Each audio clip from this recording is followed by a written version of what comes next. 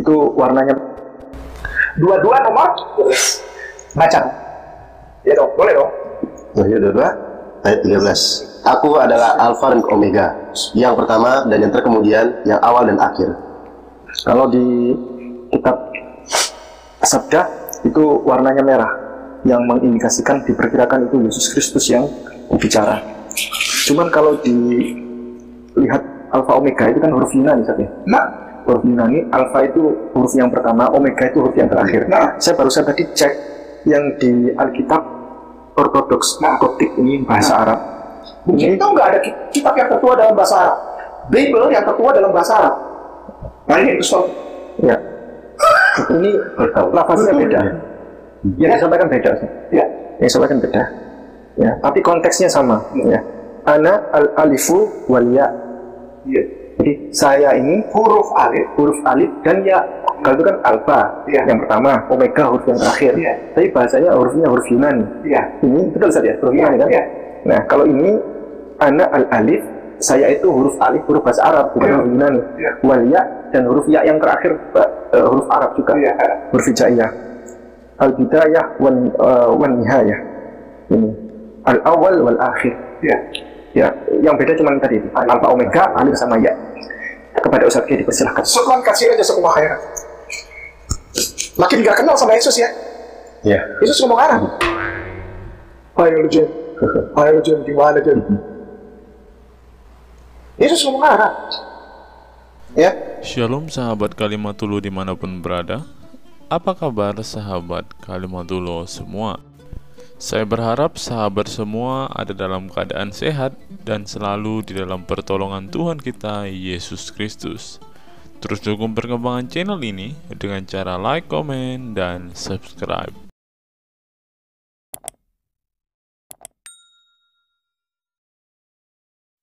Pada kesempatan ini teman-teman kita akan melihat kembali sebuah kekonyolan yang dibuat oleh Ustadz Kainama, di mana dengan banyaknya ocehan, di mana dengan banyaknya perkataan yang keluar dari mulutnya, akhirnya Ustadz Kainama tidak menyadari bahwa ia sudah menistakan bahkan menolak ajaran yang merupakan dasar iman saudara-saudara muslim kita, teman-teman. Alkitab dengan jelas mengatakan di dalam Amsal pasal 10 ayat yang ke-19, di dalam banyak bicara pasti ada pelanggaran, tetapi siapa yang menahan bibirnya berakal budi. Saya sangat setuju dengan ayat firman Tuhan ini, dan ayat firman Tuhan ini terjadi di dalam kehidupan Ustadz Kainama pada kesempatan video yang akan kita simak hari ini, teman-teman. Di mana Ustadz Kainama terlalu banyak bicara, terlalu banyak membaca Alkitab, akhirnya dia lupa dengan kaidah agamanya. Akhirnya dia lupa dengan apa yang diimani oleh agamanya, dan akhirnya ia menistakan agamanya sendiri nih, teman-teman. Saya tentu prihatin melihat dan menyaksikan video yang Kainama posting itu, teman-teman. Dan itu tentunya membuat saudara-saudara muslim kita bukan semakin cerdas, tetapi kalau saudara-saudara muslim kita memikirkan lebih baik lagi, mengkritisi apa yang dikatakan Ustadz Kainama, semua yang diucapkan Ustadz Kainama itu sudah mencoreng agama Islam. Saya teringat satu ayat firman Tuhan yang terambil di dalam Amsal juga nih, teman-teman, di dalam Amsal 25 ayat 11. Alkitab berkata, perkataan yang diucapkan tepat pada waktunya adalah seperti buah apel di pinggan perak, teman-teman. Apa yang saya mau katakan, teman-teman, segala hal yang diucapkan oleh Kainama itu memang tidak berdalil, memang tidak berharga sama sekali seperti yang dikatakan ayat Alkitab ini. Di mana ayat ini dengan sangat jelas mengatakan bahwa ketika orang mengucapkan waktu tepat pada waktunya, perkataan yang tepat pada waktunya adalah perkataan yang sudah dipikirkan, perkataan yang sudah diatur, perkataan yang sudah ditata dengan baik. Itulah perkataan yang tepat pada waktunya. Tidak seperti si Kainama ini, dia mengatakan segala sesuatu tanpa memikirkannya. Bisa dikatakan mulutnya lebih cepat dari otaknya, teman-teman. Dan seperti yang dikatakan ayat firman Tuhan ini juga, setiap perkataan yang keluar pada waktunya, setiap perkataan yang sudah kita tata, setiap perkataan yang sudah kita atur dan sudah kita rancang, pasti apa yang kita katakan itu akan berharga. Seperti yang dikatakan ayat ini tadi, bahwa perkataan kita itu seperti apel emas di atas pinggan perak, tidak seperti perkataan Kainama yang semuanya hanya omong kosong.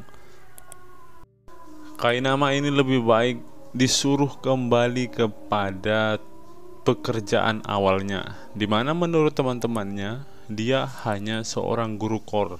Biarlah ia kembali ke sana melatih kor bermain musik, daripada ia menjadi seorang ustadz yang pada akhirnya ia menyesatkan banyak sekali umat muslim, di mana Ustadz Kainama ini hanya memperkatakan segala sesuatu semaunya tanpa dipikirkan terlebih dahulu. Bahkan ketika ia telah menyampaikan hal itu, apa yang disampaikannya tentu tidak pernah konsisten. Nah, bagaimana ketidakkonsistenan Ustadz Kainama ini, teman-teman? Mari kita simak video singkat kita hari ini, dan kiranya teman-teman mendapat pengetahuan, mendapat informasi, dan menemukan kebenaran yang sejati di dalam video kita hari ini. Kiranya Tuhan Yesus memberkati kita semua. Saya ucapkan selamat menyaksikan. Ups, tunggu dulu teman-teman. Sebelum kita menyaksikan videonya, ada baiknya kita iklan sebentar, teman-teman.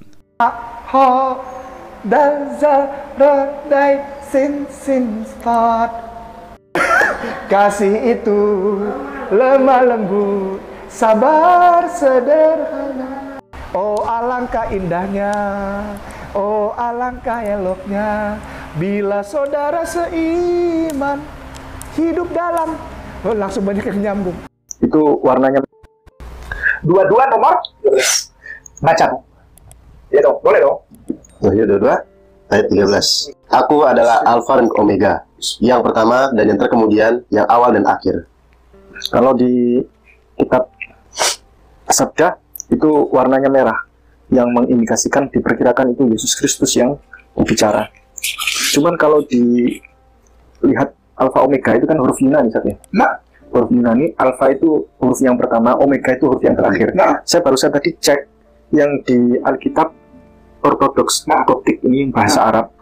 Mungkin itu nggak ada kitab yang tertua dalam bahasa Arab. Bible yang tertua dalam bahasa Arab. Nah ini Kristen. Ya. Ini lafaznya beda. Yang disampaikan beda. Ya. Yang disampaikan beda. Ya. Tapi konteksnya sama. Ya. Ana al-alifu wal ya. Ya. Jadi saya ini huruf alif dan ya. Kalau itu kan alfa yang pertama, omega huruf yang terakhir. Ya. Tapi bahasanya hurufnya huruf Yunani. Ya. Ini betul saja huruf Yunani kan? Ya.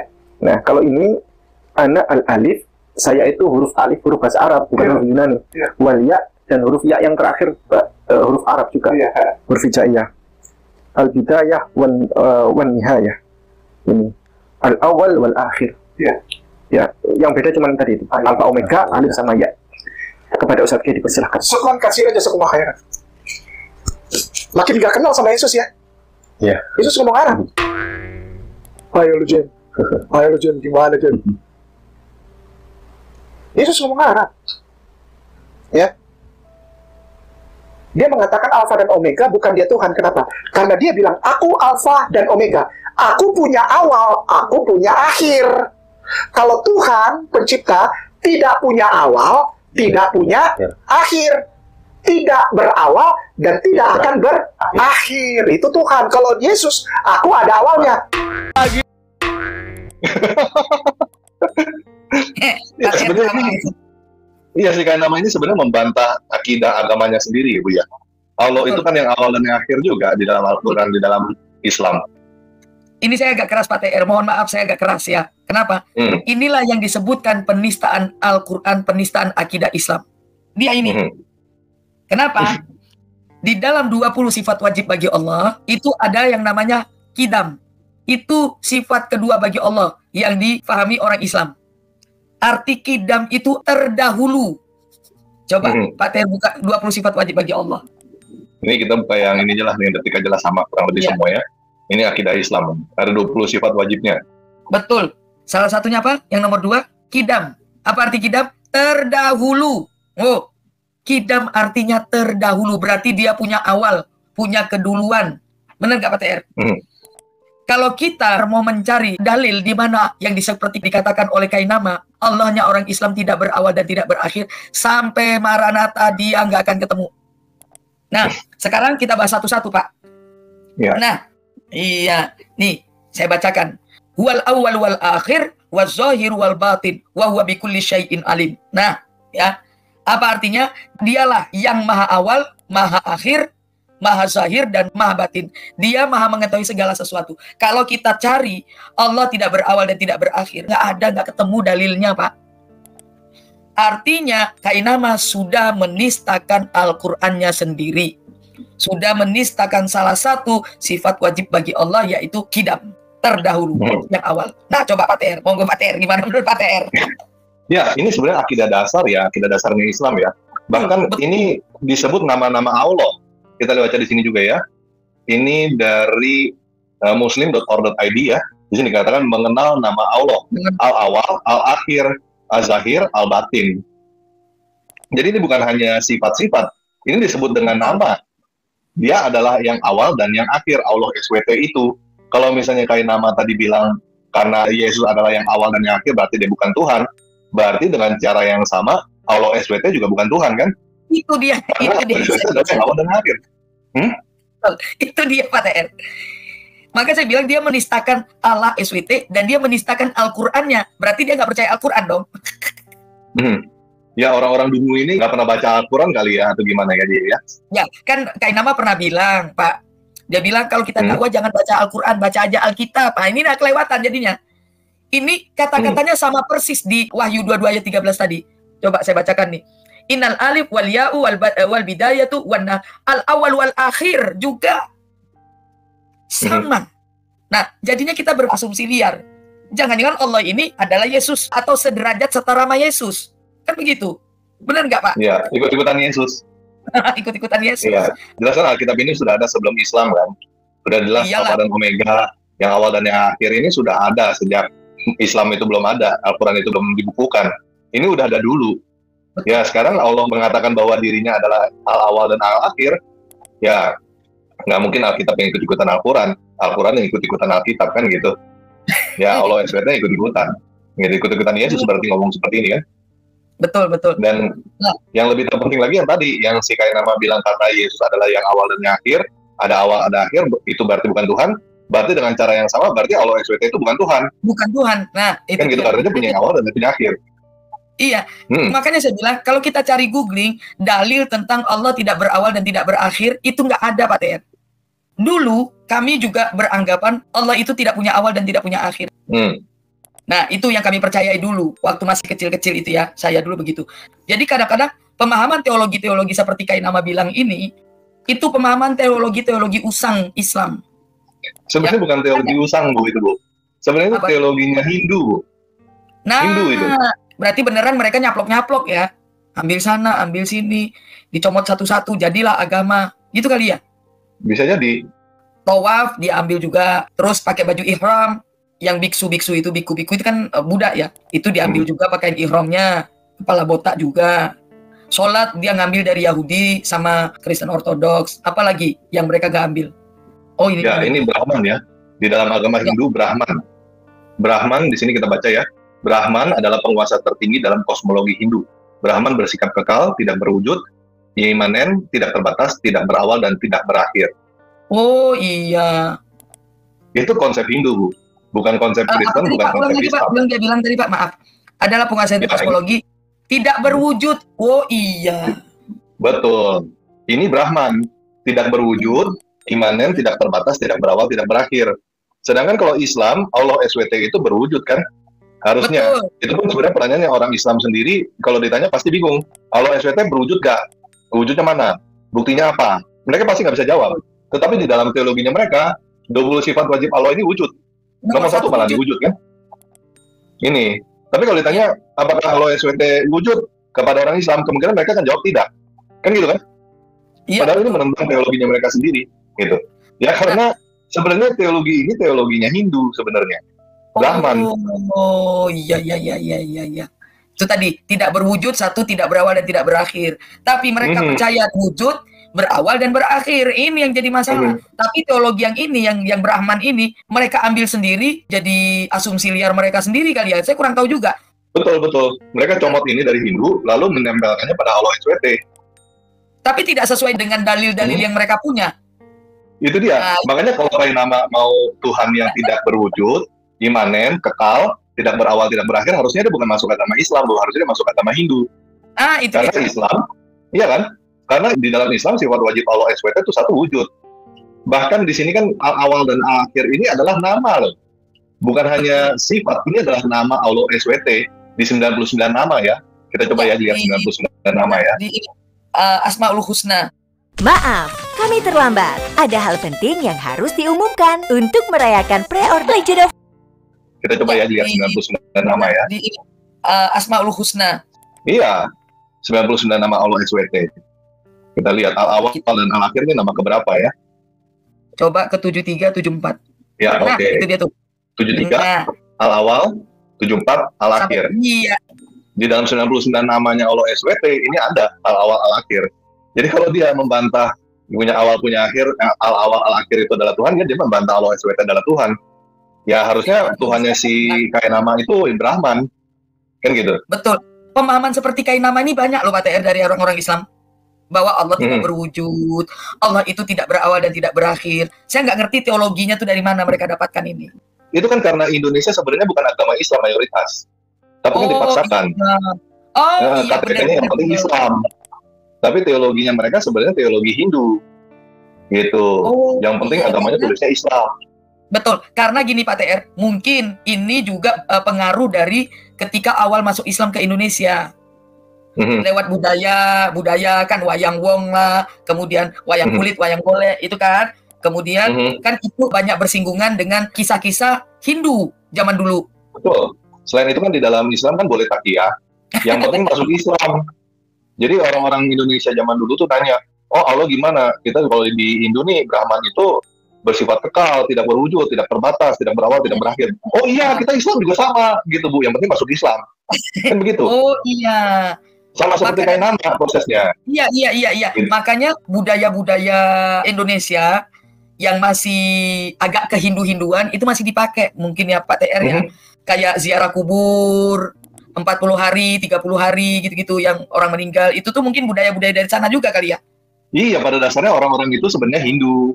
Cuman KTP-nya mesti Islam untuk berbagai kepentingan kan. Masalah kepentingan ini itu supaya bisa dapat jabatan, supaya bisa dapat apa, terus dari itu supaya nggak dibunuh pada zaman dulu. Oh iya deh, agamanya Islam deh, tapi teologinya tetap aja Hindu. Kan gitu. Iya. Tetap aja kehidupan sehari-hari Hindu. Iya, atau dibalik begini, supaya diterima di masyarakat Indonesia yang kala itu masih kuat dengan Hindunya, jadi dia menempel lah teologi-teologi Hindu ini dipakai untuk bisa Islam ini diterima di Indonesia. Nah, betul. Teologi itu menempel Pak sampai saat sekarang. Bisa jadi begitu Pak TR. Betul Bu, tepat sekali. Nah, jadi teologi bahwa Allah tidak berwujud, tidak berawal dan tidak berakhir, nah dipakai sampai saat ini. Tapi pada kenyataannya Allahnya itu berwujud. Agak bingung juga buat saya. Wujud itu sifat, kalau kita tarikkan kepada sifat atau eksistensi? Enggak Bu, sebenarnya kalau kita ngomong secara saintifik gitu ya, apa sih yang disebut dengan wujud? Ini kita bukan ngomong bahasa Arab, tapi ngomong dalam konteks bahasa Indonesia ya. Apa sih yang disebut dengan wujud? Ada kan ada sesuatu yang wujud, ada sesuatu yang tidak wujud kan? Tidak berwujud. Yang wujud itu adalah sesuatu yang bisa dirasakan oleh panca indera kita. Betul, dilihat, gitu, diraba, ya kan? Betul. Bisa dilihat, bisa diraba, bisa dirasakan secara langsung oleh panca indera kita. Jadi misalnya batu, meja, itu bisa dilihat secara langsung, itu wujud. Yang nggak wujud apa? Contohnya nih ya, yang nggak wujud itu cinta. Ada wujudnya nggak cinta? Cinta itu sendiri? Nggak ada. Terus misalnya juga asuransi. Apakah asuransi benda wujud atau benda tidak wujud? Asuransi adalah benda tidak wujud. Bisa dikasih lihat nggak asuransi itu apa? Nggak bisa. Yang ada adalah surat perjanjian bisa dilihat. Surat asuransi ada, kartu asuransi ada, terus perusahaan asuransi ada. Tapi asuransi itu sendiri apa? Gitu. Nah, jadi yang tidak wujud itu sebenarnya bisa dikatakan adalah sesuatu yang konsep. Sesuatu yang cuma bisa dimengerti oleh akal kita gitu. dimengerti, dirasakan atau diketahui oleh ya nalar doang, nalar sama hati, perasaan begitu. Tapi nggak ada wujudnya gitu. Bukan berarti tanpa wujud itu bukan berarti tidak ada ya Bu. Berbeda antara tidak berwujud dengan tidak ada. Iya. Itu beda. Iya. Gitu. Iya. Tidak ada itu memang nggak ada gitu loh. Kalau tidak berwujud, itu kan wujud di dalam bahasa Indonesia, konteks bahasa Indonesia ya. Wujud itu adalah sesuatu yang bisa dirasakan panca indera kita. Tidak berwujud itu tidak bisa dirasakan panca indera kita. Itu berbeda antara wujud dengan ada gitu. Tidak berwujud bukan berarti tidak ada. Asuransi itu ada, cinta itu ada, tapi tidak berwujud. Nah, ya. kalau misalnya kita balik ke konteks bahasa Arab, kita nggak tahu nih wujud itu maksudnya apa.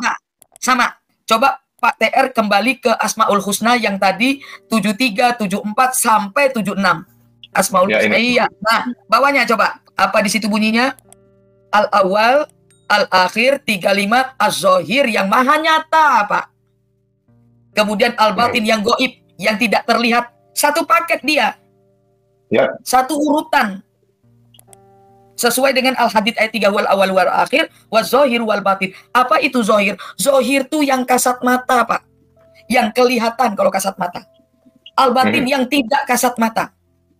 Kalau Kainama tadi bilang seperti itu, dia menistakan Allah SWT dan dia menistakan Al-Qur'an. Benar gak Pak TR? Betul sekali. Disangkal. Iya. Disangkal. Ya, disangkal dan melakukan penipuan sebenarnya. Itu kan bukan ajaran Islam, tapi dia ngakuin itu ajaran Islam. Nah, kan begitu. Itu lebih keras lagi. Ya, nah mengenai wujud ya, ini kan ada wujud ini banyak macam pengertian ya. Mungkin maksudnya ada teman-teman yang mungkin pikir, oh wujud dalam bahasa Arab itu artinya ada. Anggaplah ada ya. Tadi kan ada Bu Fadilah juga kasih tahu ya bahwa ini ada lagi nih al-zahir kan, maha zahir ya, artinya kelihatan kan gitu kan. Nah, ini buktinya mana sih? Buktinya salah satunya di dalam Al-Quran juga. Ini di dalam Al-Kalam 42. Ingatlah pada hari ketika betis disingkapkan dan mereka berseru untuk bersujud, namun mereka tidak mampu. Betisnya siapa? Ini betis Allah maksudnya. Allah akan pamer betis nanti. Pak, tafsirnya Pak. Dari sininya fatwaulama.com ya. Hadis yang menyatakan bahwa Allah menyingkapkan betisnya. Nah, gitu. Ya, ini diriwayatkan oleh Imam Bukhari bahwa Nabi SAW bersabda, "Roh, Tuhan kita menyingkapkan betisnya. Maka setiap orang yang beriman, laki-laki dan perempuan bersujud kepadanya." Ya kan? Allah SWT akan menyingkapkan betisnya. Ya kenapa dia menyingkapkan betisnya nggak tahu. Tadinya ditutupin kali. Nggak usah dipertanyakan. Pokoknya ini kan Islam kan begitu kan. Oh, pokoknya begitu, jangan dipertanyakan. Kalau punya betis seperti makhluk dong. Oh enggak, punya betis nggak seperti makhluk betisnya kan gitu. Alasannya selalu begitu. Punya tangan. Dua tangan kanan. Iya. Ya memang itu nggak seperti manusia sih kalau yang ini ya. Soalnya tangan Allah dua-duanya kanan kan? Gitu. Betul. Nah ini hadis tentang kedua tangan Allah semuanya kanan. Ya tetap aja sih walaupun dua-duanya kanan tetap aja seperti makhluk punya tangan kan gitu. Tapi intinya ya Allah SWT itu wujud benar-benar nyata seharusnya gitu ya nyata. Tapi banyak orang Islam bahkan mengingkarinya kan sekarang kan seperti si Kainama gitu. Karena apa? Ya satu karena katanya Allah tidak seperti makhluk. Kalau punya wujud berarti seperti makhluk dong, kan gitu. Betul. Mereka sebenarnya ngerti akidah Islam juga gitu. Itu jadi masalah. Nanti mereka rame-rame itu Al-Qur'annya dhaif sampai begitu Pak TR. Masa Al-Qur'an dhaif? Makanya itu tafsir-tafsir buatan Oten. Sejak kapan Al-Qurtubi, Tabari, Jalalain itu Oten? Ya udah kalau itu tafsir buatan Oten jadi Oten aja lah kalau gitu. Nah, iya makanya Muhammad aja disuruh bertanya kepada orang Kristen kok kalau nggak ngerti. Ya kan? Iya, betul. Itu ada di dalam Al-Quran toh. Kalau nggak ngerti suruh tanya kepada orang Nasrani kan? Nasrani. Iya kepada ahli kitab, bukan disuruh tanya kepada ulama. Nggak ada di dalam Al-Quran kan suruh tanya ulama, suruh tanya ustaz tuh nggak ada. Yang ada suruh tanya kepada ahli kitab. Udah makanya menjadi ahli kitab aja. Kan setelah Muhammad nggak ada, adanya ulama. Kan setelah Muhammad nggak ada, baru adanya ulama. Nah ini dua hal, menistakan Allah dan menistakan Al-Quran nih Kainama ini. Jangan main-main loh Kainama. Jadi teologi yang dipahami orang-orang Islam di Indonesia khususnya, karena bercampur baurnya budaya-budaya Hindu, akhirnya ke dalam teologi Islam pun bercampur baur dan diimani sampai sekarang. Itu Pak TR. Betul. Nah, jadi sekarang ini kita bukan cuma menjawab tuduhan Kainama bahwa tuh kan Yesus berbahasa Arab, Yesus bisa bahasa Indonesia. Nah, ini kan begitu. Iya, Tuhan kami maha tahu segala bahasa. Amin, udah gitu. Kalau dia Iya, makanya kan kita berdoa nggak apa-apa Bu, dalam bahasa Indonesia boleh, bahasa Inggris boleh, boleh, mau dalam bahasa Cina kayak apapun juga boleh. Kalau yang Islam ya nggak boleh kan, cuma bisa bahasa Arab doang kan. Bahasa Arab, iya. Mungkin karena Allah SWT cuma ngerti bahasa Arab, kan kita nggak tahu ya Iya, gimana ya. kan memang ada ayatnya, Allah negeri Mekah, Pak TR. Iya, ya itu kan juga perlu dipertanyakan kan. Katanya Allah Maha tahu. Sekarang pertanyaan saya, Allah SWT tahu gak cara ngomong P? Kan gitu. Bisa ngomong P nggak Allah SWT? Bisa nggak ngomong G? Soalnya dia cuma bisa bahasa Arab tuh. Bahasa Arab kan nggak ada P, nggak ada G kan? Nggak bisa kali Allah SWT ngomong P, ngomong G, nggak ngerti. Apa tuh P, apa itu G? Kok bisa yang ngomong begitu ya?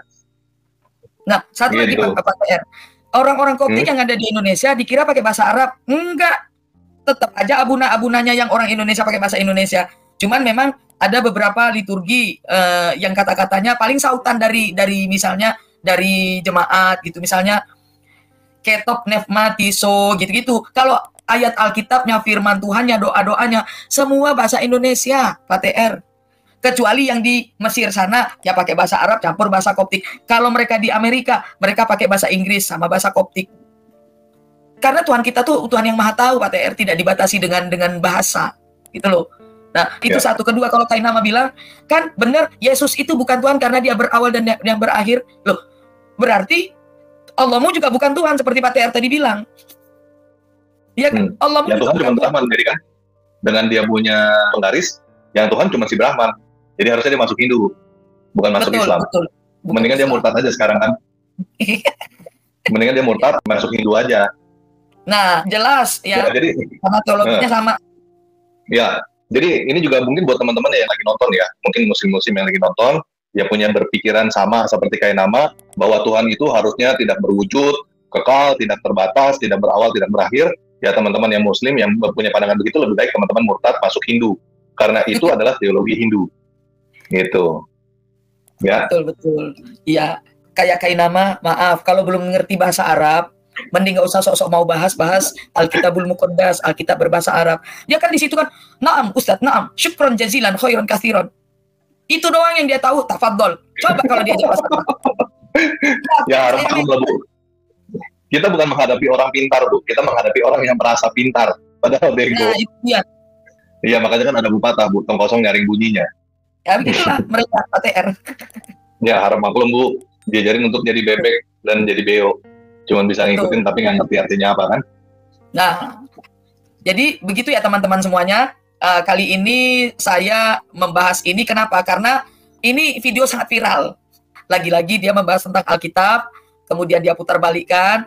Dan begitu saya menontonnya, saya tertawa. Ya, ini pernyataan dari saya bahwa Alkitab mau kamu bolak-balikkan seperti apa, kebenaran akan tetap menunjukkan jati dirinya. Nggak perlu koar-koar. Di sini saya cuma menjawab bahwa bagaimana Kainama menistakan Allah Subhanahu wa taala sendiri, ya. Menistakan sifat Allah Subhanahu wa taala dan menistakan Asmaul Husna.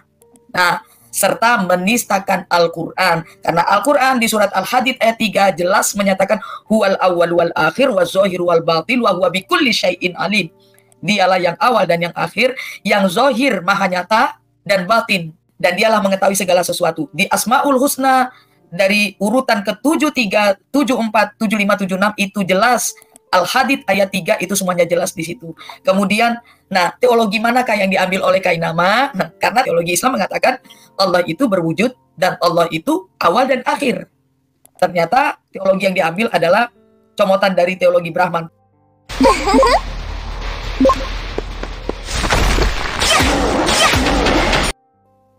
Teologi yang dipahami orang Islam kebanyakan, terutama orang Islam Indonesia, adalah teologi Brahman, bahwa Allah tidak berwujud, tidak berawal, dan tidak berakhir. Terima kasih Pak Tanpa Ragi. Terima kasih teman-teman. Semoga ini menjadi berkat buat kita semua. Shalom. Ya, terima kasih Bu Fadila. Ya, jadi teman-teman kesimpulannya ya, orang-orang mualaf-mualaf ini masuk Islam bukan karena mereka mengerti Islam. Mereka sama sekali nggak ngerti ajaran Islam. Ini buktinya, ya si Kainama ini ya, buktinya ya. Dia mengkritik ajaran Kristen karena Yesus adalah al-awal al-akhir, yang awal dan yang akhir.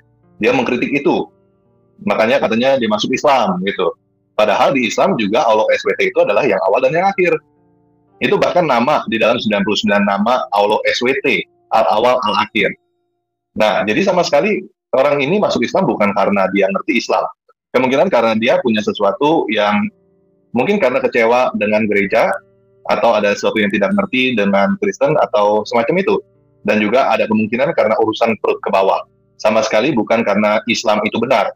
Ya, kita sudah membuktikannya. Dia sama sekali tidak mengerti akidah Islam. Ya, dia berpikir bahwa Allah SWT itu tidak berwujud, tidak berawal, tidak berakhir. Padahal itu adalah Brahman yang seperti itu. Ya, Tuhannya agama Hindu ya. Jadi pelajari dulu agama Islam yang benar ya. Jangan seperti model kain nama ini. Bahkan udah dianggap ustadz loh dia ya. Udah dianggap ustadz ini. Masih begini, nggak ngerti sama sekali tentang akidah Islam. Ini sangat memalukan sih sebenarnya ya. Cuman ya sudah, itu bukan urusan kita. Itu urusan mereka. Mereka menerima orang seperti kain nama, bahkan bukan cuma menerima, bahkan diberi penghargaan dengan gelar ustadz, gelar guru, teman-teman ya. Ya itu sih memalukan ya. Orang bego yang nggak ngerti apa-apa, nggak ngerti tentang Islam, dijadikan ustadz, dijadikan guru gitu. Menyedihkan ya. Nah, jadi buat teman-teman muslim, ya itulah kalian punya guru, ustadznya kalian ya, orang seperti kain nama. Dan kalau teman-teman mau Tuhan yang tidak berwujud, tidak berawal, tidak berakhir, ya silakan teman-teman murtad aja, masuk Hindu. Karena Tuhannya Hindu yang seperti itu. Oke? Tuhannya orang Kristen adalah al-awal, al-akhir. Ya, Yesus itu memang adalah yang awal dan yang akhir. Dia adalah firman Tuhan ya, yang awal dan yang akhir. Begitu juga agama Islam sebenarnya, Tuhannya Islam. Allah SWT itu adalah al-awal dan al-akhir. Kalau teman-teman tidak setuju bahwa Tuhan itu al-awal dan al-akhir, ya silakan teman-teman pindah ke Hindu. Oke, sekian video kali ini. Yesus Kristus berkati kita. Nah, apa pendapat teman-teman setelah menyimak panjang lebar paparan dari Tanpa Ragi dan Murtadin yang satu ini, teman-teman? Tentu mereka berdua sudah menjelaskan dalil-dalil fakta-fakta yang membungkam mulut Ustadz Kainama ini, teman-teman.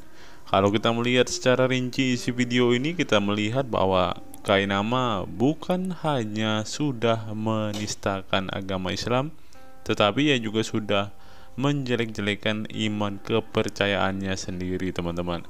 Seperti yang saya katakan di awal video ini tadi, Kainama ini lebih baik diam daripada ia mengatakan hal-hal yang mencoreng nama baik, bahkan menghancurkan agamanya sendiri.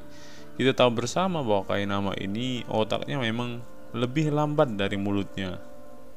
Karena Ustadz Kainama ini kita tahu bersama ketika ia mengucapkan sesuatu, ketika ia menyampaikan apa yang ada di kepalanya itu tidak dipikirkan terlebih dahulu, teman-teman.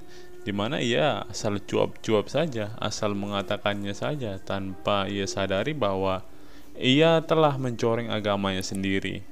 Ini adalah satu dari banyak contoh penistaan Ustadz Kainama yang dia lakukan terhadap agamanya sendiri. Bisa-bisanya ia tidak percaya dengan Allah yang awal dan yang akhir itu, teman-teman. Dan ia mengatakan bahwa Allah itu tidak berawal dan berakhir. Nah, ini tentu sudah menistakan agama Islam. Bagaimana saudara-saudara muslimku melihat ustadzmu yang satu ini? Seperti yang dikatakan Tanpa Ragi tadi bahwa ada udang di balik batu. Itulah motivasi Ustadz Kainama masuk ke dalam Islam. Mungkin menurut Tanpa Ragi tadi ada betulnya. Kainama hanya mencari sesuatu atau sesuap nasi. Kalau tidak itu ya Kainama mencari yang bisa memuaskan hawa nafsunya. Yang dicari kata Tanpa Ragi tadi dari pusat ke bawah. Ya kita nggak tahu lah motivasi dari Ustadz Kainama ini pindah ke agama Islam, teman-teman. Tapi yang pasti ketika Ustadz Kainama pindah ke agama Islam, yang terjadi ia malah semakin dungu, ia malah semakin seperti burung beo, kata Tanpa Ragi tadi, dimana dia hanya meniru-niru apa yang dikatakan orang, ia hanya memperkatakan apa yang dikatakan orang tanpa melihat, tanpa memikirkan terlebih dahulu apakah benar yang ia katakan itu benar-benar dalil dari dalam Al-Quran, atau hanya ocehan-ocehan yang tidak bermakna, atau hanya oceh-ocehan tanpa dasar yang benar. Itu saja yang saya bisa sampaikan untuk kita semua pada kesempatan hari ini. Kiranya melalui video ini kita semakin dicerdaskan, semakin diwaraskan, karena banyak sekali di luar sana para polemikus, para ustadz-ustadz palsu yang mencoba menjelek-jelekan agama kita, mencoba untuk memfitnah, bahkan menistakan agama kita, tetapi pada kenyataannya mereka sendiri tidak tahu apa yang mereka katakan itu, teman-teman. Seperti contoh Ustadz Kainama ini, ia sembarang berbicara, ia sembarang menafsirkan, dan akhirnya ia menampol, bahkan menampar ajaran agamanya sendiri. Akhir kata untuk teman-teman Kristenku, kita harus kembali kepada kebenaran. Kebenaran itu hanya kita temukan dan kita dapatkan di dalam Kristus dan melalui pembacaan Alkitab, teman-teman. Seperti 2 ayat firman Tuhan yang kita baca hari ini. Dari 2 ayat ini kita belajar bahwa ketika kita terlalu banyak bicara, pasti yang kita katakan bukanlah sebuah kebenaran lagi. Bisa jadi kita memanipulasi setiap perkataan kita dan akhirnya apa yang kita katakan tidak memberkati orang lain. Yang kedua, teman-teman, perkataan yang tepat diucapkan pada waktunya itu Alkitab mengatakan seperti buah apel emas di pinggan perak. Betapa berharganya, betapa berartinya setiap perkataan kita ketika perkataan kita itu tidak kita ucapkan dengan sembarangan. Mari terus belajar, mari terus bertumbuh di dalam Tuhan, tentu dengan cara kita membaca Alkitab, mendekatkan diri kepada Tuhan, dengan berdoa kepada Tuhan. Karena dengan melakukan pembacaan Alkitab, berdoa, dan berserah kepada Tuhan, kita semua akan semakin mengenal Tuhan. Terlebih hidup kita pasti berdampak dan menjadi berkat buat setiap orang yang ada di sekitar kita. Sekian video kita hari ini, kiranya melalui video ini kita semua diberkati, dan salam waras, salam sadar, sampai bertemu di video-video kita berikutnya. God be with you all.